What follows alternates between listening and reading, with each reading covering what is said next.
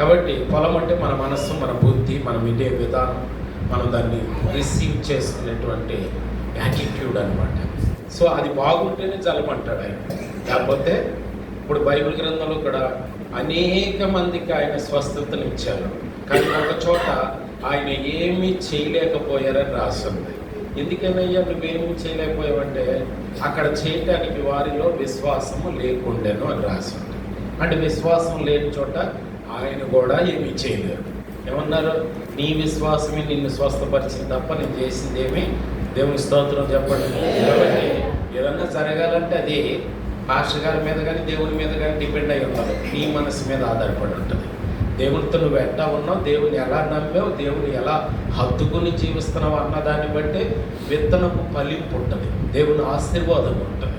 ఈ సూత్రాన్ని మనం అర్థం చేసుకోవాలి. అది ఎప్పుడు కూడా నేనేం చేస్తానంటే మీ మీదో లేకపోతే పాస్టర్ గారి మీద నెట్టేస్తా ఉన్నాను. ఆయన ఎన్నిసార్లు ప్రార్థన చేసినా నాకేం మేలు జరగలేదు. ఇది తేడా ఎక్కడ ఉందంటే నేను కళ్ళు మూసుకునే లోకం అంతా చీకటిగా ఉందని దెబ్బలాడినట్టు ఉంటుంది. కళ్ళు తెరవలసింది నేనే. ఈ సత్యాన్ని మనం అర్థం చేసుకోవాలి. కాబట్టి నా బుద్ధిని బట్టి, నా మనసును బట్టి, నా వ్యక్తిగత ప్రవర్తనను బట్టి ఫలింపు ఉంటుంది. కాబట్టి ఈ భావాన్ని మనం అర్థం చేసుకోవాలి. ఓ చోట విత్తనం చల్లటానికి వెళ్తుంటే ప్రభు అన్నారు చల్లమాకరా అన్నాడు. ఎక్కడో చూడండి, అది 16:6 ఒక్కసారి చదవండి. కొన్ని నిజాలు మీరు తెలుసుకోవాలి. ఎక్కడ? ఆసియాలో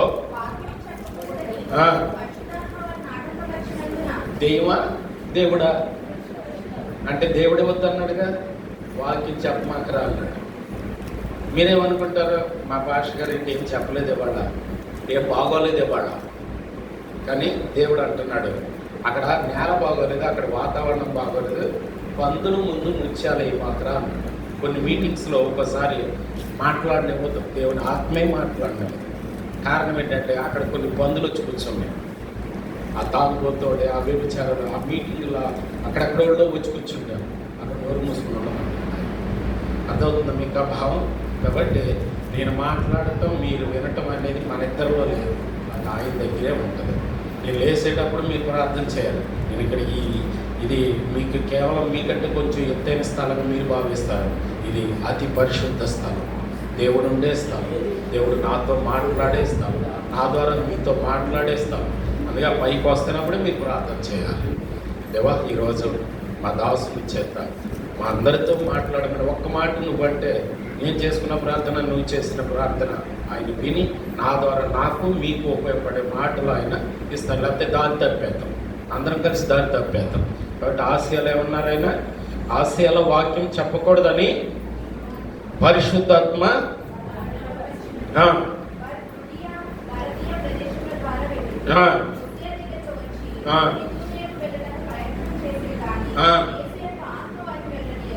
ఎవరి నెల వద్దంది, ఎవరు వెళ్ళకుండా చేసింది. వాక్యం చెప్తే వెళ్తుంటే వెళ్ళకుండా యేసు యొక్క దేవునికి స్తోత్రం చెప్పండి. స్వయంగా యేసు ప్రభు వెళ్ళొద్దన్నారు. ఒకసారి ఆటంకం వచ్చిందంటే దాన్ని మనం అర్థం చేసుకోవాలి. మనం మొండిగా వెళ్ళకూడదు కూడా. ఎవరేమన్నా అనుకోని వద్దు అన్నప్పుడు నోరు మూసి కూర్చోవలసింది అంతే. అక్కడ తప్పు జరుగుతుంది, అక్కడ తేడా జరుగుతుంది, నోరు మూసి కూర్చోంటే కూర్చోవలసిందే. ఎవరమైనా సరే దేవుణ్ణి ఎదిరించి మాత్రం ఎక్కడికి వెళ్ళకూడదు, ఏది చేయకూడదు. దేవుడికి స్తోత్రం కలుగును గాక. కాబట్టి దేవుడు మనతో మాట్లాడును గాక. ఆమేన్. రైట్, మనం ఈ యొక్క ప్రభురాత్రి భోజన సంస్కారానికి సిద్ధపడుతూ ఉన్నాం. ఆ రోజుల్లో మనం ఉన్నాం, ఆ సమయంలో మనం ఉన్నాం. కాబట్టి మన కాన్సన్ట్రేషన్ అంతా, మన లక్ష్యం అంతా కూడా, మన టార్గెట్ అంతా కూడా, మన లోపల హావభావాలన్నీ కూడా, మన తలంపులన్నీ కూడా ఆ రొట్టె మీద, ఆ ద్రాక్షారసం మీదే మనం కాన్సన్ట్రేట్ చేయాలి. 40 రోజులు ఊరికినే పుట్ల 40 రోజులు అనేటువంటిది సిద్ధపాటు రోజులు. అవి ఆ రొట్టెను, ఆ ద్రాక్షారసాన్ని తీసుకోవటానికి, మనల్ని మనం శుద్ధీకరణ చేసుకోవటానికి, మనం కడుక్కోవటానికి దేవుడు నియమించినటువంటి కొన్ని ప్రత్యేకమైనటువంటి దినాలు అవి. సో ఆ రీతిగా మనకి ఇంకా 3 వారాలు మాత్రమే మన మధ్య ఉన్నది. 3 శనివారాలు ఇంకా మన మధ్యలో మిగిలి ఉన్నాయి. 11 రాత్రి ప్రభురాత్రి భోజన సంస్కారం జరుగుతుంది. 11 రాత్రి అంటే ఆ మధ్యలో, ఆ నెక్స్ట్ మంత్లో ఏప్రిల్లో 1 శనివారమే మనకు ఉంది. ఈ నెలలో ఇంకా 2 శనివారాలు మనకి ఉండటం జరిగింది. తర్వాత ఈ నెలలో ఇంకా మనం చేసేటువంటి ప్రత్యేకత ఏంటంటే న్యూ ఇయర్ ఒకటి, ఉగాది ఒకటి, బైబిల్ ఉగాది. ఇప్పుడు మనం బైబిల్ లెక్క ప్రకారం మనం చివరి నెల బైబిల్ క్యాలెండర్లో, బైబిల్ సంవత్సరాల్లో చివరి నెల ఆధార్ నెల 15వ తారీఖున మనం ఉన్నాం. ఇప్పుడు ఈ నెల 30 రోజులే, ఆధార్ నెల కూడా 30 రోజులు. ఈ నెల అయిపోతే మళ్ళీ 12వ నెల. ఇది ఆధార్ నెల అంటే 12వ నెల, మళ్ళీ ఫస్ట్ నెల వచ్చేస్తుంది. ఫస్ట్ నెల అంటే అర్థం ఏంటంటే ఉగాది. అదే అబీబు లెక్క నిస్సాన్ అనేటువంటి ఆ నెలలోనే ఐగుప్తు దేశంలోంచి ఇశ్రాయేలుని దేవుడు బయటికి తీసుకురావటం జరిగింది. ఆ నెలలోనే పస్కా ఆరాధన, పస్కా నెల అని పేరు దానికి కూడా. ఆ నెల యూదులందరికీ దేవుని చిత్తాన్ని జరిగించారు. మళ్ళా గుర్తుపెట్టుకోండి, నేను యూదులు అంటున్నానంటే వాళ్ళు ఎక్కడో ఉన్నవాళ్ళని మనం లెక్కేసుకోకూడదు. మళ్ళా గుర్తు చేస్తున్నాను, వాళ్ళు శరీర సంబంధమైన యూదులు, మనము దేవుని యూదులు అని గలతీ పత్రిక 6:16 మీ మనసులో పెట్టుకోండి. దేవుడు మనల్ని ఏమన్నారంటే, వాళ్ళు శరీర సంబంధమైన యూదులు, వారు సున్నతి సంబంధమైన యూదులు, వాళ్ళు కేవలం ధర్మశాస్త్రాన్ని చేతితో పట్టుకుని నోటితో మాట్లాడే యూదులు. మనమంట దేవుని ఇశ్రాయేలుమంట, క్రీస్తులోకి బాప్తిసం, క్రీస్తులో సున్నతి పొందిన వారమంట, ధర్మశాస్త్రాన్ని హృదయం మీద రాసుకున్నవాడమంట. వాళ్ళకి మనకి చాలా తేడా ఉంది. వాళ్ళకంటే మనం ధన్యులు. అందుకే మొదటి వారు ఏమవుతారు, కడపటి వారు. వాళ్ళు ఏమయ్యారంటే ఇప్పుడు చివరి వాళ్ళు అయ్యారు, మనం మొదటి వాళ్ళమయ్యాం. ఆ భాగ్యం యేసు రక్తం మనకిచ్చింది. దేవునికి స్తోత్రం కలగదు. ఇప్పుడు మనల్ని ఏమని పిలుస్తున్నారంటే, యేసు ప్రభు వారు మీరు దేవుని ఇశ్రాయేలు అని రాసి ఉంటుంది గలతీ 6:16. కాబట్టి ఈ పండుగలు ఇశ్రాయేలుకి సంబంధించిన, యూదులకు సంబంధించిన, పాత నిబంధనలకు సంబంధించిన ఇలా ఎవరికి అనవద్దు. మనము ఇశ్రాయేలులమే. మనము ఆత్మ సంబంధమైనటువంటి ఇశ్రాయేలు, యేసు ప్రభువుకి అంతరంగంలో ఉన్న ఇశ్రాయేలు, మనం ఆయన గుండెల్లో ఉన్న ఇశ్రాయేలు. మనం ఈ భావాన్ని మనం అర్థం చేసుకున్నాం. ఈరోజు ఇంకా విచిత్రం ఏంటంటే, మార్చి 13, 14, 15 యెరూషలేములో ఆధార్ 13, 14, 15 ఈ పూరీపు పండుగ జరిగింది. ఈ సంవత్సరం సేమ్ డేట్స్ మనకు కూడా వచ్చింది. ఇదే 13, 14, 15 ఈ పూరీపు పండుగ. ఇవాళ సాయంత్రంతో ఫీస్ట్ ఆఫ్ ది పూరీం, అంటే పూరీము బిందు, అందరూ కలిసి దేవుడు ఇచ్చినటువంటి రక్షణ. 13వ తారీఖు నాడు అందరూ యూదులు అనేవాడు భూమి మీద లేకుండా నాశనం అయిపోయే రోజు అది. అసలు యూదులందరూ భూమి మీద నాశనం అయిపోవటానికి, నాశనం అయ్యేటట్టు చేయటానికి ఆదికాండం 3:15లో సైతాను దేవునితో ఛాలెంజ్ చేసింది. నీ బిడ్డలని భూమి మీద లేకుండా చేసి నీ కుమారుని యూదుల్లోంచి రానివ్వకుండా చేస్తానని ఛాలెంజ్ చేసింది. ఇక్కడ యూదులందరినీ నాశనం చేయటానికి హామాను కంకణం కట్టుకున్నట్టు కనపడతాడు, కానీ అక్కడ పనిచేసింది హామాను కాదు, హామాను రూపంలో ఉన్న సైతాను. కాబట్టి దెయ్యాలు అంటే అవి ఎక్కడెక్కడో ఉండవు, మన ఇళ్ళలో, మన మధ్యలో, మన సంఘాల్లో, మనలోనే ఉంటాయి. మనం ఎవరో ఒకరికి చోటు ఇవ్వాలి. దేవునికన్నా ఇవ్వాలి, దెయ్యానికన్నా ఇవ్వాలి. దేవుని మూలంగా పుట్టాలి, దెయ్యం మూలంగా పుట్టాలి. ఏదో ఒక ఛాయిస్. అందుకే జీవవృక్ష ఫలమన్నా తినాలి, మంచి చెడ్డలు ఇచ్చే వృక్ష ఫలమన్నా తినాలి. సందర్భాన్ని మంచిగానే ఉంటారు, సందర్భాన్ని బట్టి చెడుగాను ఉంటారు. ఇది మనుషుల లక్షణం, ఇది దెయ్యపు లక్షణం. కానీ దేవుళ్ళు ఎప్పుడు ఒక్క గుణమే ఉంటుంది. అది జీవవృక్షం. అది ఒకటే జీవవృక్షము. జీవవృక్షం అంటే బ్రతికించే ఫలం ఇచ్చేది.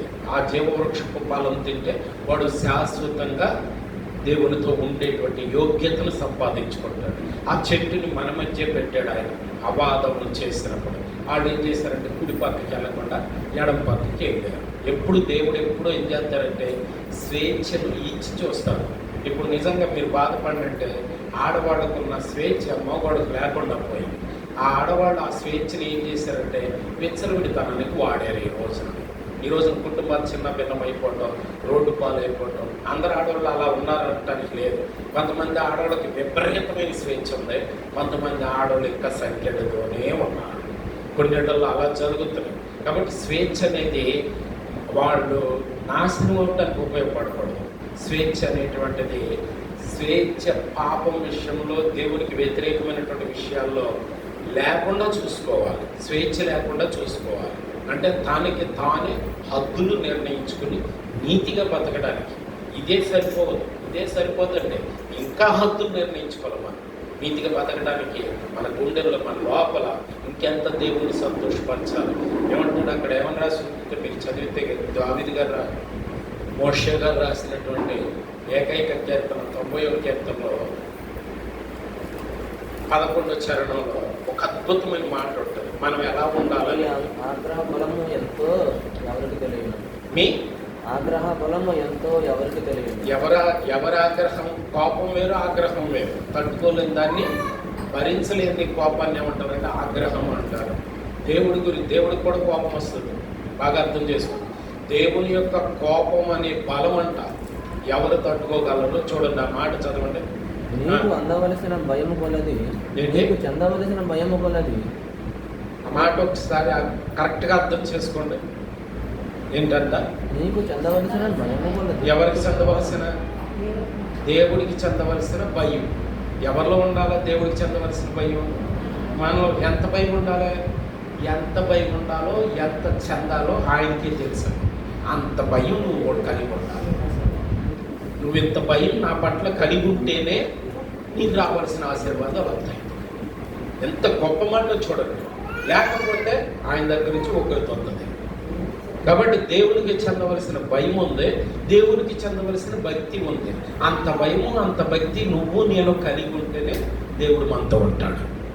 దానికి కొలత ఉంది. నేను ఎక్కువ మాట్లాడితే ఈ మాటలు, నీ భక్తికి కొలత ఉందని చెప్తున్నాను. నీ భయానికి కొలత ఉంది, నీ మర్యాదకు కొలత ఉంది, నీ ప్రవర్తనకు కొలత ఉంది. ఎంత 35 మార్కులు కొలత ఉంది.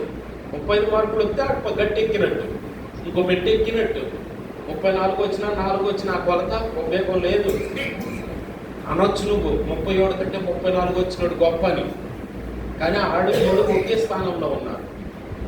కాబట్టి నువ్వు ఎంత బాగా పాట పాడినా, నువ్వు ఎంత బాగా వాక్యం చెప్పినా, నువ్వెంత బాగా ప్రార్థన చేసినా అది మోగే గణగణ మోగిన దాంతో సమానమే తప్ప ఆ భయము, ఆ భక్తి దేవుడికి చెందవలసినంత కానే కాదు.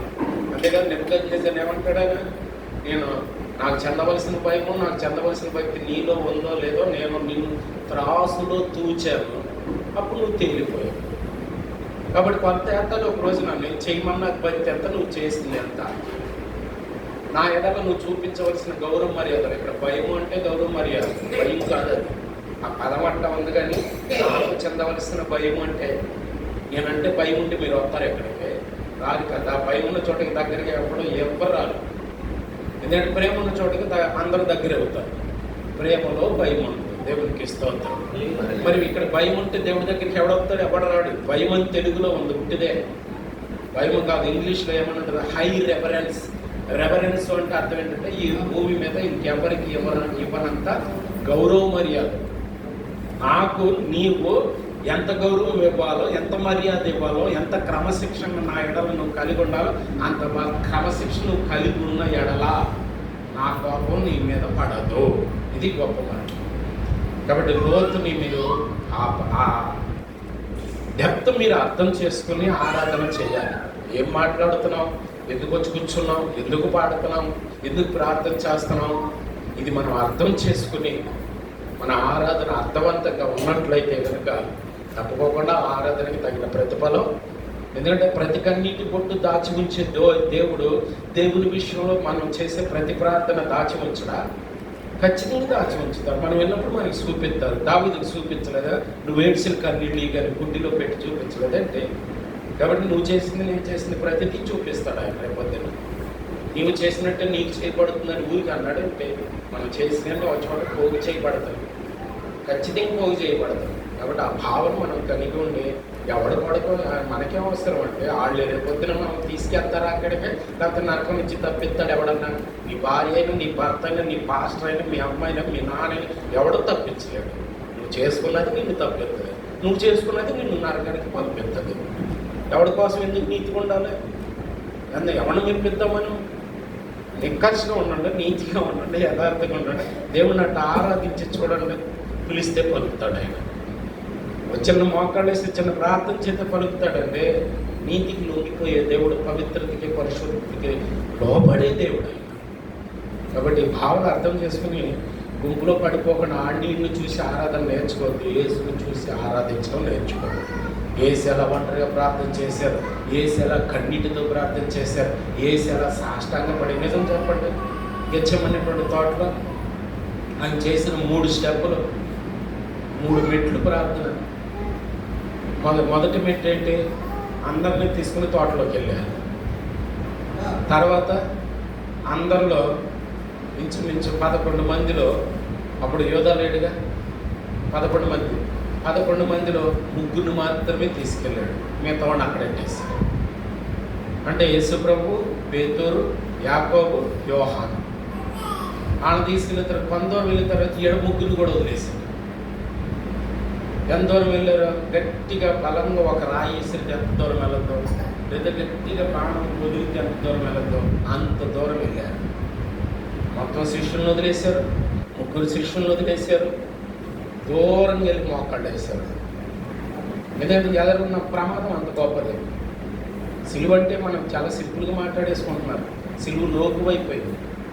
సిలువ అంటే అసలు సిలువ రేత కళ్ళకొత్తే చచ్చిపోయేవాళ్ళు అంట రోమీలు. ఎందుకంటే ఆ నరకయాత్రను ఎవరు భరించలేరు, కళ్ళలోకి వస్తేనే సిలువ చచ్చిపోయేవాడు అంట. అంటే ఖచ్చితంగా ఏదో కీడు జరగబోతుంది.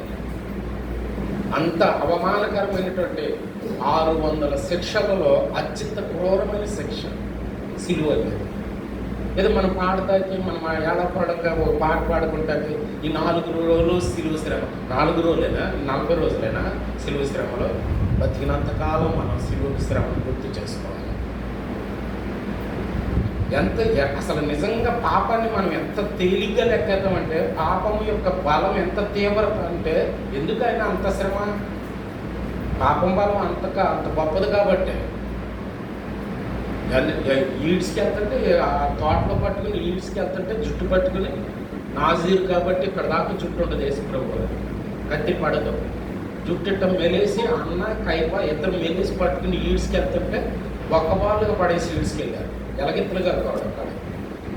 ఇప్పుడున్నట్టు ఏమీ ఎరుసలేం లేదు. అప్పుడు ఎట్లా ఉండేదంటే అంత గరుకు, రబ్బీస్, కోట్లు, మెట్లు స్మూత్గా ఏమి ఉండవు. ఆడ ఇల్లు ఎక్కాలంటే కైప ఇంటికి ఎక్కాలన్నా, అన్న ఇంటికి పైకి ఎక్కాలన్నా ఆ మెట్లు మీద జుట్టు అట్టుకుని ఈడ్చుకెళ్తుంటే ఎదర భాగం అంతా 7 కిలోమీటర్లు ఈడ్చుకెళ్ళారు యేసుప్రభు.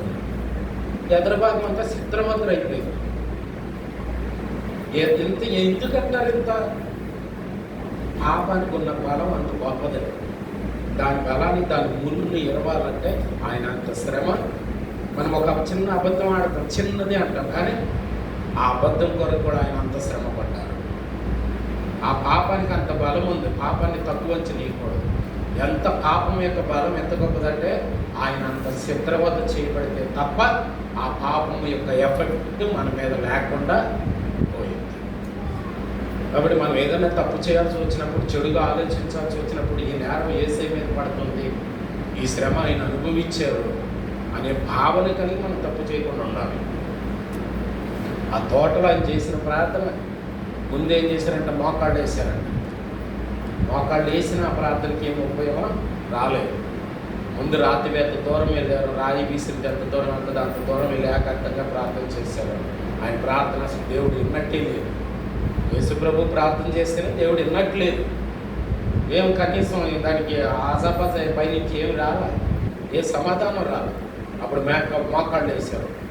మోకాళ్ళు చేసిన ప్రార్థన కూడా మనం అసలు మోకాళ్ళు వేసి ఒక 10 నిమిషాలు లేట్ అయితేనే ఉండలేము. మనం మోకాళ్ళు వేసి చేసిన ఆ ప్రార్థన కూడా సమాధానం రాలే. యేసుప్రభు ప్రార్థనకు మూలమైన వాడే ప్రార్థన చేస్తుంటే సమాధానం రాలేదు. అప్పుడు ఏం చేశారంటే నేల మీద పడ్డారని రాశారు. నేల మీద పడి ప్రార్థన చేస్తున్నా సరే సమాధానం పరలోకం నుంచి రాలా. అప్పుడు ఏమని రాసిందో తెలుసా? సాగిలపడి ఒక్కబారులుగా పడిపోయాడు. తండ్రి అయిన దేవుడు కృపా సింహాసనం ఎదురుగా సాష్టాంగ నమస్కారం అంటారే అంటే ఒక్కబారులుగా పడ్డాడు. అడి అబ్బా తండ్రి, ఆయన ఇంక ఇన్ని రోజులు నేను తాగలేను, ఈ మరణాన్ని నేను భరించలేను, ఇది నేను మత్స్యపత్ 26:28-29 వచ్చిన చదివించండి. మనం ఎలా భయపడిపోతాం అలాగే భయపడ్డాడు యేసయ్య. అప్పుడు ఆ ప్రార్థన అక్కడికి వెళ్ళింది. మన మీద వచ్చిన 4 మాటలు చక్కగా నీతియుక్తమైనటువంటి అర్థవంతమైనటువంటి అలంకారప్రాయమైనటువంటి ఉపమానాలతోటి చేసే ప్రార్థనకి అది వెళ్ళిపోతే పనిలో దిగొచ్చేద్దంటానికి లేదండి. లోపల నలగాల ప్రార్థన అంటే పశ్చాత్తాపం ఉండాలి, గుండె పిండాలి. ప్రభు చేతేనే రాలేదండి. అక్కడ ప్రార్థనకు అసమాసం లేదంటే స్టెప్ బై స్టెప్ కార్డు అట్టుకుని గిలగిల కొట్టుకుంటూ ఇంకా నేను ఇది భరించలేను, విభ్రాంతి నొందాను అంటే ఎంత విభ్రాంతి పొందాడంటే నరాలన్నీ బద్దలైపోయి 120 దాటేసి 250 దాకా లేదు బీపీ. నరాలు ఎప్పుడు బద్దలవుతాయి? చెవుల్లో వచ్చిన రక్తం, ముక్కుల్లో వచ్చిన రక్తం ఎప్పుడు వస్తుంది? బ్లడ్ బీపీ పెరిగిపోతేనే అవుతుంది. అంటే రక్తనాళాల్లో వెళ్ళవలసిన రక్తం కంటే రక్తనాళాలు పగిలిపోయి ఉంటారు, తీవ్రత ఒత్తిడి పెరిగిపోయింది. అప్పుడు శ్వేతరంధ్రాల్లో వచ్చి రక్తంతో పాటు శమడితో పాటు అప్పుడు ప్రార్థన చేత ఏమైందంటే ఆ 2 కలిసి నేల మీద పడింది. అప్పుడు దేవుని మనసు కలిగింది. అప్పుడు ఆయన దగ్గర ఉన్నటువంటి ఒక బలమైన దూతని భూమి మీదకి పంపించి నేల మీద పడి ఉన్నాడు యేసయ్య. ఆ దూత వచ్చి యేసు ప్రభుని వెన్ను తట్టింది. ఎప్పుడైతే దూత వచ్చి వెన్ను తట్టిందో అప్పుడు ఎదురున్న సమస్యని దమ్ముంటే రాజుకొసుకున్నాం లేచి మళ్ళీ వెనక్కి వచ్చి నిద్రైపోతున్న వాళ్ళు లెక్కొట్టి రండి నా గడి వచ్చింది ఎదుర్కొనే టైం శక్తిని ఇచ్చాడు నా దేవుడు. ప్రార్థన అంటే అది. ప్రార్థన చేస్తున్నాం అంటే ఖచ్చితంగా నీకు రోషం, గమ్ము, ద్రోహం లెక్కపడాలి. మోకాళ్ళ నుంచి వేసేటప్పటికే ఏ సమస్య నిమిత్తం ప్రార్థన చేస్తున్నావో తీతే తీయి, లేకపోతే తీగి దాన్ని ఎదుర్కోగలిగే శక్తి నీకు. ఉంచుతావో ఉంచు, లేకపోతే తీసుకెళ్ళిపోతానంటే నీ దగ్గరికి చేర్చుకో. అంతే తప్ప ఆడి దగ్గరికి ఈడి దగ్గరికి అట్ట తిరిగి సానుభూతి కోసం ఇటువంటి బతకసలు బతకూడదు. మన దేవుడు అలా బతకల. అంటే దేవా నీ చిత్తం, దేవునికి స్తోత్రం కలుగుతుంది. నీ చిత్తమైతే తీయి, లేదు నీ ఒళ్ళో చేర్చుకుంటావా, నాకు చాలా సంతోషం. ఇదే మన ప్రార్థన. అంతే తప్ప అడిగినోడికి మన బాధ చెప్పొద్దు. అసలు దేవునికి చెప్పుకుందాం మనస్ఫూర్తిగా. దేవుడే మన ద్వారా పనిచేస్తారు. దేవునికి స్తోత్రం కలుగుతుంది. కాబట్టి ఈ ప్రభురాత్రి భోజన సంస్కారంలో ఎవరికి వాళ్ళు వ్యక్తిగతంగా మీ గుండెల్లో చక్కగా దేవునికి ప్రథమ స్థానం ఇచ్చుకుని ప్రక్షాళన చేయమని, కడగమని, శుద్ధీకరించమని, సంపూర్ణంగా మీకు లోబడేటువంటి వ్యక్తిత్వాన్ని, తత్వాన్ని నాకు ప్రసాదించమని, మీ శరీరం తీసుకుని, మీ రక్తాన్ని తీసుకుని సదాకాలము మీలో భాగమై నేను నివసించగలిగేటువంటి ధన్యతను నాకు ప్రసాదించమని వ్యక్తిగతంగా ప్రార్థన చేసుకోండి. కాబట్టి వ్యక్తిగత ప్రార్థన చాలా గొప్పదండి. అది నేర్పింది కూడా. సమూహాలు వచ్చి ప్రభు మీద అడిపోతుంటే ఆయన వాళ్ళందరినీ వదిలేసి దోనికి ఒంటరిగా వెళ్ళటం, ప్రార్థన చేయడానికి కొండ మీదకి వెళ్తాం. ఎందుకు చేశారంటారు? గుంపులో ప్రార్థనకి విలువ ఉండదు. ఏకాంత ప్రార్థన దేవునికి చెందుద్ది. దేవుని నుంచి నువ్వు చేసిన దానికి ప్రతిఫలం కూడా అనుగ్రహించబడుతుంది. సరే, ఏదేమైనప్పటికీ కూడా ఈ 4 రోజులు ఇంకా బాల్ ఇంకా మన కోర్టులోనే ఉంది, మన చేతుల్లోనే ఉంది. కాబట్టి అవకాశం మనకి ఇంకా దేవుడు ఇచ్చారు కాబట్టి, ఆత్మదీపాలు ఆరిపోకుండా కాపాడారు కాబట్టి నేను ఇలాగా ఆలోచిస్తాను. ఎంత గొప్పవాడైనా, ఎన్ని పెద్ద ప్లాన్లు, ప్రణాళికలు వేసుకున్నా ప్రతి మానవుడు ఆయన కుడి చేతి నక్షత్రాలే. ఆయన ఇలా పట్టుకుని ఉంటే ప్రకాశిస్తావు, ఇలా మూసేస్తే ఆరిపోతావు. ఈ మర్మం గ్రహించండి. నేను గొప్ప, నాకు నువ్వు గొప్పేమో. నేను ఆయన చేతిలో ప్రకాశించుతున్న దీపాలమే. మూతే ఏముండదు మన బతుకు. మూతే ఏముండదండి. ఇప్పుడు మూతే ఏముండదు. తెలిసి ప్రకాశించేటట్టు ఆయన రక్తం మనం వెలిగేటట్టు చేస్తుంది. కాబట్టి నీ పోగొట్టం, నా పోగొట్టం సాగుతుంది భూమి మీద. ఈ మర్మాన్ని మనం అర్థం చేసుకుని కొంచెం వివేకం కలిగి, సహనము, ఓర్పు కలిగి, సాత్విక గుణం కలిగి, గబుక్కుని మాట తోలకుండా ఎవరి మీద ఎవరు కూడా మాట్లాడిన తర్వాత మాటకు నువ్వు బానిస్తాను. మాట్లాడక ముందు మాట నీకు బానిస్తాను. అర్థమైంది ఇది మీకు? ఒక మాటను బట్టే కదా, నీ నోటి మాటను బట్టి నువ్వు చిక్కబడి ఉన్నావు. దేనిలో చిక్కబడి ఉన్నావు? నరకంలో చిక్కబడి ఉన్నావు. కాబట్టి నిన్ను నరకానికి తీసుకెళ్ళేది నీ నోటి మాట. అదే మాట నువ్వు వదలకుండా ఉన్నట్టయితే నువ్వు దొరికేవాడు కాదు, సైతానికి నువ్వు దొరికేవాడు కాదు. కాబట్టి మాట చాలా విలువైంది. గబుక్కుని ఎవరి మీద ఎట్టి పరిస్థితుల్లో కూడా మాట వదలొద్దు. ఇవన్నీ మీకు ఇంతవరకు కూడా చదివినిపించాను.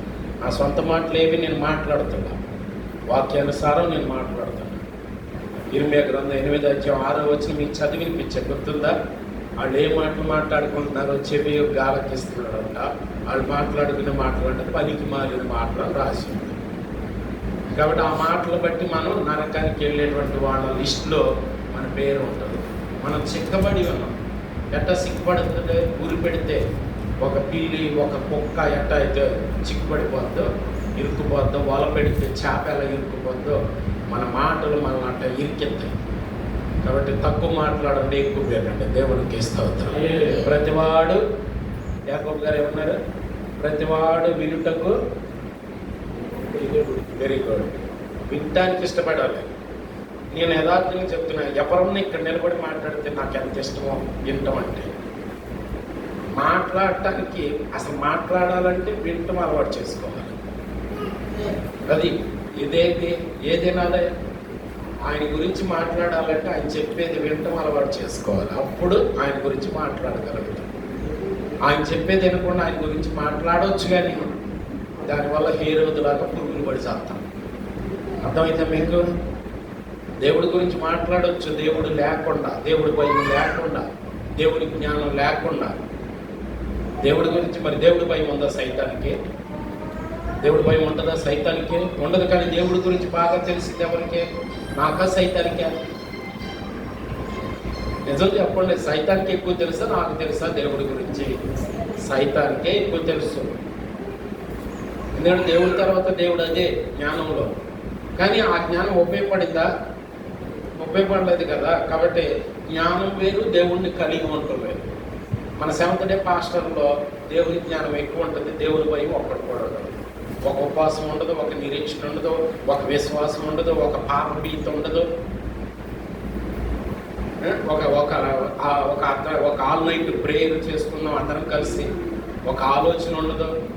ఎంతసేపు ఏం చేసుకుంటాడంటే ఈ మర్మం చెప్పానా, ఆ మర్మం చెప్పానా, ఈ రహస్యం ఎవరికి కావాలి? ఈ మర్మాలు నువ్వేమన్నా బైబిల్ సెట్ రాతున్నానంటే ఎంసెట్ లాగా అక్కడ కూర్చోబెట్టి అంత బాగా చదివేవురా అని చెప్పొద్దున అక్కడ పరలోకానికి వెళ్ళే ముందు కూర్చోబెట్టి ఆయన ఏమైనా ఎంట్రన్స్ పెట్టారా? ఏం టెస్ట్ పెట్టాడు ఆయన పరలోకంలోకి వెళ్తాకి? మాట్లాడండి మీరు. పరలోకంలో ప్రవేశించడానికి ఆత్మలన్నింటినీ పోగేసి పరలోక తలుపులు ఇంకా తెరవల. పరలోకానికి 12 గుమ్మాలు ఉంటాయి. తాళం చేతులే పేతుల దగ్గర ఉంటాయి. ఇంకా తాళాలు తీయల, అందరూ బయటే ఉన్నారు. ఆ కులం ఈ కులం లేదు, ఆ మతం ఈ మతం లేదు, అందరు ఆత్మలు పోగు చేయబడ్డాయి. ఏమడిగాడు అక్కడ లోపలికి వెళ్తానికి? ఎప్పుడన్నా చదివారా? నేనే చాలాసార్లు చెప్పాను. మత్తయి శుభవార్త 25:31 ఫైనల్ జడ్జిమెంట్. అది ఆ టెస్ట్ ఉంటుంది. ఒకటే టెస్ట్ అక్కడ. నేను చేయమన్నాయన్నీ నేను చేసినవన్నీ నువ్వు చేసేవా లేదా అది అడుగుతాను. నోటితో ప్రార్థించడం చాలా తేలిక కదా. ఇలా గుళ్ళోకి వచ్చిన మాటలు చెప్పడం తేలిక కదా. బయటికి వెళ్ళి అవసరతలో ఉన్నవాడికి ఏమన్నా ₹10 సహాయం చేసేవారా అని అడుగుతాడు రేపు పొద్దున. కాబట్టి ఎప్పుడైనా గుర్తుపెట్టుకోండి, ఉన్న దాంట్లో ఎంతో కొంత ఖచ్చితంగా మనం సేవలు ఉపయోగించాలి. అనాథుల సేవలో, అభాగ్యుల సేవలో, భర్త లేని వాళ్ళకి, ఆశ్రమం ఉన్నవారికి, హాస్పిటల్లో ఉన్నవారికి, అభాగ్యులకి ఏ స్థితికి తీసుకెళ్ళాడంటే ఇస్తేర్ని గమనించారు. ఎవరికి రాణి అయింది? వాళ్ళ ప్రజలక, యూదులకి రాణి అయింది ఆవిడే. పార్సీకులు, అన్యులు, ఒక దేవుని బిడ్డ అన్యులకు రాణి అయింది. ఏ స్థితి నుంచి అయితే ఎక్కడికి తీసుకెళ్ళాడో చూడండి. ఆవిడ ముందు ఎంతమంది ఉంటారో అందాల పోటీలకి, ఒక దేశం కానీ దేశంలో బానిసగా బతుకుతున్న ఒక పూలు గుడిసెలో కనీసం కొబ్బరి నూనె నెట్టుకుంటానికి దిక్కులేని ఆవిడ. తల కొబ్బరి నూనె నెట్టుకుంటానికి దిక్కులేని ఆవిడని ముందు ఎంతమంది వెళ్ళినా సరే వెనక తోసి ఈవిడ వెళ్ళి నిలబడేటప్పటికి అంగీకరించాడు రాజు. అర్థమవుతుందో మీకు? అది గుణాన్ని బట్టి దేవుని యొక్క ఆమోదం ఉంటుంది. అలంకరణ అంటే రూపురేఖల అలంకరణ కాదండి, ఆత్మ సౌందర్యమే సౌందర్యం. బుద్ధి, మనస్సు. నిజం చెప్పండి, ఒక్కొక్క మనిషిని గుండెలు హత్తుకునేటువంటి ప్రేమ ఎలా వస్తుంది? రూపురేఖను బట్టి వస్తుంది అండి. రూపురేఖను బట్టి రాదండి. నీ నడకను బట్టి, నీ మాట తీరు బట్టి, నీ ప్రవర్తన బట్టి నువ్వు చూసే చల్లని చూపులు బట్టి కల్మషం లేనటువంటి కుయుక్తులు లేనటువంటి వేరే వేరే ఆలోచన లేనటువంటి చూపు ఉంటుందే. చూపును కళ్ళు మాట్లాడవా? నీ బుద్ధి ఏంటో చెప్పవా? ఒక్కొక్కడు చూస్తున్నప్పుడు ఏం చూస్తున్నాడో తెలీదా? ఒక్కొక్క అమ్మాయి చూస్తున్నప్పుడు ఏం చూస్తుందో తెలీదా? కళ్ళు మాట్లాడవా? అందుకు కదా ప్రభు ఆ మాట అన్నది. మొత్తం దేహం మొత్తం పాడేటట్టు చేసేది కన్నేరు అని చెప్పలేదా? కళ్ళు మాట్లాడదేంటి? కాబట్టి ఇవి కదా సరి చేసుకోవాల్సింది. ఆవిడ అలా చూసిందంతే. పేతురు యొక్క ఆ మూడోసారి కోడి కూసేటప్పటికి పేతురు యొక్క ప్రభు చూశారు. సూప్ అంటే అది. ఆ సూప్తో తెప్పుతో ఓడాల్సినవన్నీ ఊడిపోయి వెంటనే వెళ్ళిపోయి గదిలో పడి తెగేసాడు. ఎప్పుడన్నా చూసాడా? అలా చూసేటట్లు ఎప్పుడన్నా ఆయన ఎదుట పశ్చాత్తాపం పొందుకున్నావా మనం? ఆ సూప్ కోసం ఆరాటపడలేదు. ఆ సూపే కడగాలి. ఆ సూప్ అంటే ఏం లేదు. దీనికి ఒక హోల్ అడిగితే ఆ హోల్లోంచి ఒక కాంతి కొంచెం వస్తుంది, ఒక కాంతి రేఖ వస్తుంది. ప్రభు అలా చూసేటప్పుడు ఒక్కసారి వెళ్ళి ఆ కాంతి రేఖ ఆడి గుండెల్లో చేసిన ఉన్న ఆ తిష్ట వేసుకుని ఉన్నటువంటి ఆ దుర్బుద్ధిని అంతా కడిగి పాడేస్తుంది. ఒక దెబ్బతో కరిగిపోయాడు, తెగేడిసాడు. నేను ఆ ప్రభుకి ఇంత ద్రోహం చేశాను. నా జీవితంలో నేను ప్రభువు మరణించినట్టు నేను మరణించకూడదు. ఎలగిత్తనగా ఏలాడి మరణిస్తే కానీ నా పాపానికి క్షమాపణ దొరకదని తలకిందులుగా ఏలాడి తీసి చంపండిరా. ఎంత హింస పెట్టి చంపుతారో చంపండిరా. నాకు అంత ఇష్టం నా ప్రభుకి ఇష్టం. నేను అంత ద్రోహం చేశాను. కాబట్టి అర్థం చేసుకోండి, దేవుణ్ణి ఆరాధించడం అనేటువంటిది ఏదో నేను చెప్పిన 4 మాటలు నాకు గుర్తున్న మాటలు మాట్లాడతాను. ఇక్కడ అంతకంటే విలువైన ఎన్నో ఉన్నాయి. ఇందులో అన్నీ చెప్పగలుగుతాను నేను. వచ్చి టైం ఉంటుందా? ఇందులో ఉన్నాయండి ఎన్నో విలువైనవి. చదువుకోండి, గ్రహించండి, ప్రార్థన చేసుకోండి, వ్యక్తిగతంగా దృఢంగా ధైర్యంగా ఉండండి, అన్ని పరిస్థితులకు అనుకూలంగా ఉండండి, భయపడద్దు. ఎందుకంటే అన్ని పరిస్థితులకి సరిపోయిన దేవుడు ఆయన. దేవుడికి స్తోత్రం. చదివేది ఎప్పుడన్నా హెబ్రీ పత్రిక 4:16 వస్తారు. 4:16 వస్తారు తీయండి.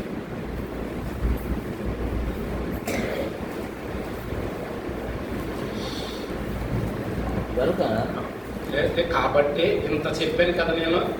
ఇది మీతో నేను మాట్లాడుతున్నాడు ఆయన. కనుక మనము కనికరింపబడి ఏం చేయబడతాం? మనము కనికరింపబడి. దేవునికి స్తోత్రం చెప్పండి. ఆయన చేత కనికరింపబడితే తప్ప మనం ఆయన ద్వారా ఏమీ పొందుకోలేము. కనికరింపబడిన వాడు ఏమీ ఇవ్వకుండా ఉండలేడు. ఎవరైతే మన మీద కనికరం చూపించాడో ఆయన ఏమీ ఇవ్వకుండా ఉండలేడు.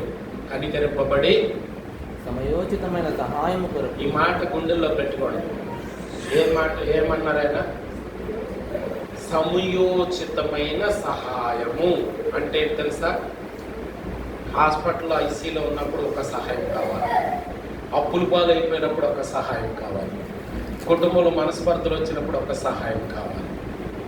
ఏ సమయానికి ఏ సహాయం అవసరమో ఆ సహాయం ఆయన ఇస్తాడు. ఎప్పుడు ఇస్తాడంటే ఆయన చేత కనికరింపబడితే. అసలు ఆ మాట నాకు ఎంత ఇష్టం అంటే, ఏ టైంలో ఏది కావాలో అది ఇస్తానన్నావు కదా తండ్రి. నాకు అసలు ఏడుపు వస్తుంది ఆ మాట చదువుతుంది. ఏ టైంలో ఏది కావాలో నువ్వు ఇస్తాను నా ఇంటికి వచ్చి, నేను ఇస్తాను మీ ఇంటికి వచ్చి. నీ లోపల ఎలా నువ్వు నలిగిపోతున్నావు నాకేమో తెలుసా? కానీ నీ లోపల దేన్ని బట్టి నువ్వు నలుగుతున్నావో దాన్ని చూసి దాని నుంచి వినిపించగలిగిన వాడు ఆ దేవుడు. సమయోచితమైనటువంటి సహాయం. ఏ సమయానికి ఏ సహాయం కావాలో, ఏ సహాయం ఏ సమయంలో ఇవ్వాలో ఇది కూడా అర్థం చేసుకోండి. నేను ఇంతగా ఆరాధిస్తున్నాను, నేను ఇంతగా నీ విషయంలో నేను ఇంత నీతిగా ఉన్నాను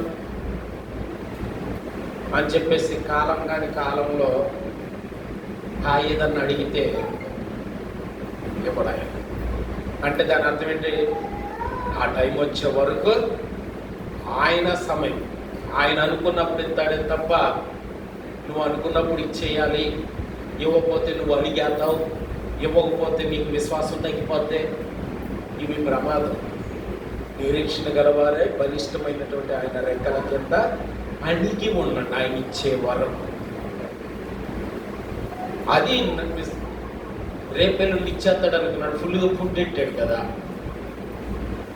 ముగ్గురు దేవదూతలకు ఫుల్గా ఫుడ్ పెట్టాడు కదండి. మరలా నేను నెక్స్ట్ ఇయర్ వచ్చే టైంకి నెక్స్ట్ ఇయర్ అన్నట్టుగా అన్నాడు కదా. మరి నేను ఎప్పుడు వచ్చింది మరి బిడ్డ ఎప్పుడు వచ్చాడు? 25 సంవత్సరాలు 70 సంవత్సరాల వయసులో ఫుడ్ పెడితే 10 సంవత్సరాలు పట్టింది. ఎవడు ఎదురు చూస్తాడంటే? అబ్రహాం అయితే ఎదురు చూసేవాడు, ఆవిడ ఎదురు చూడలేకపోయింది. అది ఇప్పటికీ కొనసాగుతుంది, మీలో ఇప్పటికీ కొనసాగుతుంది. అది ఎదురు చూడలేరు అసలు. కానీ నిజానికి సహనానికి ఓర్పుకి మారుపేరు స్త్రీలు అంటారు, కానీ లోపలంతా తేడా. కొద్దిగా ఆగి ఉండలేరు, ఆలోచించలేరు, రాసి రంపాన్ని ఇట్టేస్తారు. కానీ అది కరెక్ట్ పద్ధతి కాదు. దేవుడే అడ్డుపడాలి, వాక్యం అడ్డుపడాలి. మనం తప్పు చేస్తున్నప్పుడు, మనం దారి తప్పుతున్నప్పుడు, మనం హద్దులు దాటేస్తున్నప్పుడు వాక్యం అడ్డుపడిపోవాలి. అయా నేను తప్పు చేయలేకుండా నీ ప్రేమ అడ్డుపడింది అంటాడు పేతురు. దేవుని స్తోత్రం. ఆయన ప్రేమ బలవంతం చేసిందంట. ఆయన ప్రేమ బలవంతం చేయాలి. వద్దు ఈ మాట, తొందరపాటు నిర్ణయాలు తీసుకోమాక. ఆయన ప్రేమ అడ్డుపడాలంటే అప్పుడు 1,000,000 మందితో సమానం దేవునికి స్తోత్రం కలుగును. పరమాత్మని సంయోచితమైన సహాయము కొరకు పూర్తి చేయాలి. ఏంటిది ఇప్పుడు చెప్పడం? మళ్ళీ ఎన్ని పదాలు చూడండి అక్కడ. ఈ పదం ఎక్కడ దొరకదు తెలుగులో. సంయోచితమైన సహాయం అనే పదం తెలుగులో ఎక్కడ దొరకదు, ఇక్కడే దొరుకుతుంది. అప్పుడు ఏం పొందినట్లు? పొరపాటు చెప్పండి. దేవుని ఊరేగిస్తారు మన వాళ్ళందరూ. వినాయకుడిని ఊరేగిస్తారు, కనకదుర్గని ఊరేగిస్తారు. మీ మధ్యకు ఊరేగింపుగా వచ్చుచున్నారు. మీరు కానుకలు ఇవ్వండి, హారతులు ఇవ్వండి, దేవుని కృపకు పాత్రులు కండి. వాళ్ళు కూడా వాడతారు ఆ పదం, కృపకు పాత్రులు. ఇంతకీ కృప ఏంటి చెప్పండి? కృప ఎలిజిబుల్ కానివాడికి ఇచ్చేది కృప. అంటే ఇష్టమైంది ఏమైనా ఇస్తారు. ఇప్పుడు నాగబాబు గారు ఎలక్షన్లో పోటీ చేయాల, ఎమ్మెల్సీ ఇచ్చారు. ఏంటి అర్థం చెప్పండి? కృప అంటే అది ఇష్టమైందే ఇచ్చేది. నువ్వు కనికరింపబడ్డావా దేవుని చేత? సమయోచితమైనటువంటి సహాయం. ఆ సహాయం నువ్వు పొందుకోవడానికి అర్హత లేదు, కానీ కనికరింపబడ్డావు, అందుకే ఆయన ఇస్తున్నాడు. కృప పొందినట్లు. ఇది గొప్ప మార్గం.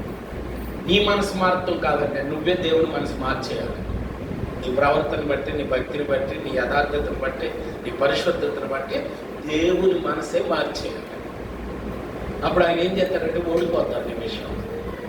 అబ్బా వదిలేదట్లేము, యాకోబు పట్టుదల ఆశీర్వదించకుండా ఉండలేకపోయాడు.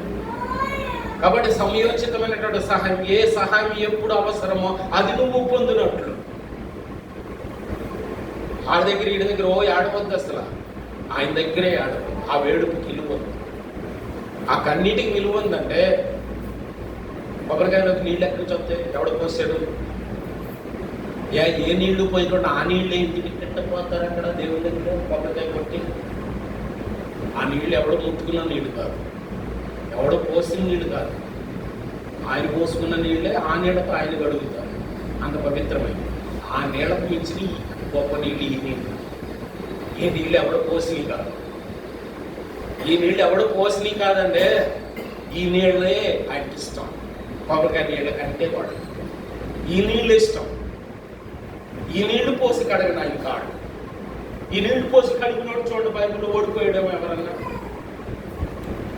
అపవిత్రురాలు, అయోగ్యురాలు, వ్యభిచారాన్ని ముద్రేయించుకుంది. హాగరు కన్నీళ్లు విడుచుట ఆయన చూసి దిగ్గొచ్చేసాడు. చెడ్డది కదా, కానీ చెడ్డదే. కానీ ఎవరు ఇవ్వలేని చెప్తారు. కన్నీళ్ళు అంటే అంత గొప్ప అంటే నీ ఏడవకుండా వాక్యం చెప్పలేనండి నేను. మీరు తిట్టుకున్నా, ఒక అయోగ్యుడు అనుకున్నా, ఒక అభాగ్యుడు అనుకున్నా, ఆయన ప్రేమ అంత గొప్పదే. ఏడవకుండా వాక్యం ప్రార్థన ఎప్పుడు చేసేవాళ్ళు నువ్వు నట్టలేను, నిన్ను నమ్మను నేను. ఏడవకుండా ఎప్పుడు ప్రార్థన చేసావో తప్పుడోడే ఖచ్చితంగా. ఆ విషయం తెలుసుకునే ఆడవాళ్ళు. ఏడుపు ఎందుకంటే బతికి ఉండటానికి అర్హత లేని పాపం నాలో ఉందా, అయినా బతికించావు, అందుకే ఆడవాలంటే.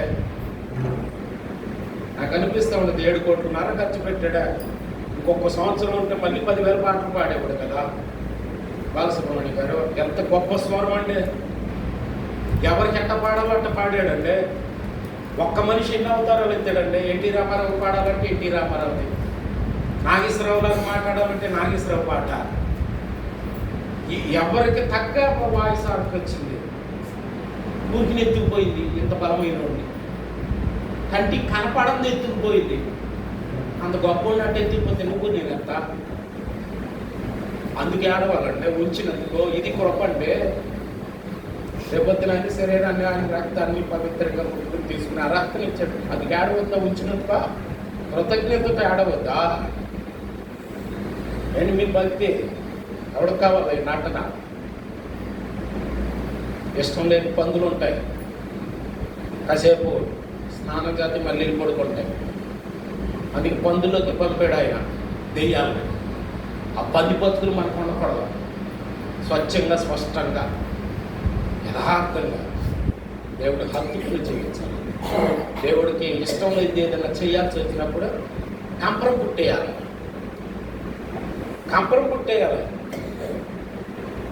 కైకులూరులో ఒక మిట్ట మధ్యాహ్నం క్యారేజీ పట్టుకెళ్ళాలి, భోజనం చేద్దామని హోటల్కి వెళ్ళాలి. ఆ హోటల్కి వెళ్ళిన తర్వాత మామూలుగా ఇంట్లో తినను, పళ్ళెలు అవి పడితే తినను, ఇస్త్రీ పెట్టమంట. ఇస్త్రీ పెట్టాడు, కడుక్కుని పెట్టుకుని రెడీ ఉంది. ఈ లోపల ఒక అతను వచ్చాడు. ఆయన్ని అసలు ఎక్కడ ఖాళీ లేకుండా క్షమించాలి. ఆయన శరీరం అంతా పోటకి మచ్చలు, అంటే ఒక మొత్తం అసలు శరీరం మొత్తం ఒక గజ్జిగా వచ్చేసింది. నమ్మంటే బిల్లు చెల్లించేసాను, ఇస్త్రము వచ్చేసింది. అని దాని అర్థం నేను ఆయన అతను అది నా మనసులో అలా ఉండిపోయింది ఆ వ్యక్తిని చూడగానే. అంటే ఒక వ్యక్తి అటు మనకి శారీరకంగా అసహ్యంగా కనపడుతున్న అంత చిరాకు పుట్టేస్తుందా? మళ్ళీ ఎప్పుడన్నా భోజనం చేయాల్సి వస్తే ఆ వ్యక్తి నాకు ఎదురుగా కనపడతాడు. కేవలం శరీర సంబంధమైన సమస్య అది. ఇక దేవుని ఉద్దేశపూర్వకంగా లోపల చెడెట్టుకుని దేవుడి ఎదురు ఎట్టేస్తానండి, దేవుడికి ఇంకా చిరాకు ఉంటుందంటే. నా రొట్టెలోనూ చెయ్యాడుతున్నావు, ఆ రొట్టెలో కూడా చెయ్యాడుతున్నావు, ఈ ద్రాక్షారసంలోనూ తాగుతున్నావు, ఆ ద్రాక్షారసం కూడా తాగుతున్నావు, ఎంత కప్పు కొడుతుందిరా నీ బతుకు అన్నాడు ఆయన. నా దగ్గర ఇంత బాగా నటిస్తున్నావు, ఇంటికి వెళ్ళి ఎలా ఉంటున్నావు? అది కనపడితే తప్పు, అది ఆయన తప్పు కూడా కాదు. ఆ మచ్చలు, ఆ రోగం, అది జబ్బు, అది అందరికి కనపడేది. కనపడని తప్పులు ఎన్నో ఉన్నాయి లోపల, కనపడని మచ్చలు ఎన్నో ఉన్నాయి దేవునికి. కాబట్టి దేవునికి మన లోపల ఎట్లా ఉన్నాం అన్నది కనపడతాయి. దాన్ని బట్టి అసహించుకుంటాడు ఆయన, దూరంగా పెడతాడు ఆయన, దగ్గరికి రాలేడు ఆయన. కాబట్టి అంతరంగాన్ని, మనస్సుని, బుద్ధిని పవిత్రంగా పాలులాగా స్వచ్ఛంగా ఉంచుకోండి. అది ఆయనకి మంచి జరుగుద్ది, ఆయన మెచ్చుకుంటారు, నీ ఆరోగ్యానికి కూడా మంచిది. నీ లోపల తేడా లేకుండా ఉంటే నీకు దీర్ఘాయుష్ కాదా? నీకు తినేదేంటి? ప్రభు ఏమన్నారు? ఇప్పుడు మనం ఏమంటాం, ఎవరన్నా ఏదైనా పెడితే ముట్టుకోము, తీసుకోము అని ప్రభు లాగి లెక్క కొట్టన్నారు. మరి సన్నాసుడా, బయట నుంచి లోపలికి వెళ్ళి నిన్ను ఏది పాడు చేస్తలేదురా, లోపల నుంచి బయటకు వచ్చి పాడు చేస్తున్నారా? దుర్గం దగ్గరికి వెళ్ళి ప్రసాదం తీసుకుని, అయ్యప్ప స్వామి దగ్గరికి వెళ్ళి ప్రసాదం తీసుకుని, చర్చికి వెళ్ళి పలహారం తీసుకుని తింటే దుర్గమ్మది ఒకలాగా బయటకు వస్తుంది, మళ్ళీ అయ్యప్పది ఒకలాగా బయటకు వస్తుంది, ఏసైది ఒకలాగా బయటకు వస్తుందా బాత్రూంలో? అవన్నీ ఒక్కటే. రాటి వల్ల ప్రమాదం లేదురా సన్నాసి. నీ లోపల నుంచి ఏదో వస్తుందో అది తేడారా? వెళ్ళే యాపిల్ తేడా కాదు, యాపిల్ అసిద్ధం లాగా బయటకు వస్తుందే అది తేడా. అని దాని అర్థం ఏంటి? నీ బుద్ధిలోంచి, నీ మనసులోంచి, నీ అంతరంగంలోంచి, నీ ఆలోచనలోంచి బయటకు వచ్చే కుయుక్తులు, కుతంత్రాలు ఉన్నాయి. అది ప్రమాదం రే. మనం ఏమంటామంటే ఇంటి విషయాల్లో చాలా జాగ్రత్తగా ఉంటాం. అది ముట్టుకోము, ఇది ముట్టుకోము, మరి లోపల నుంచి వచ్చి.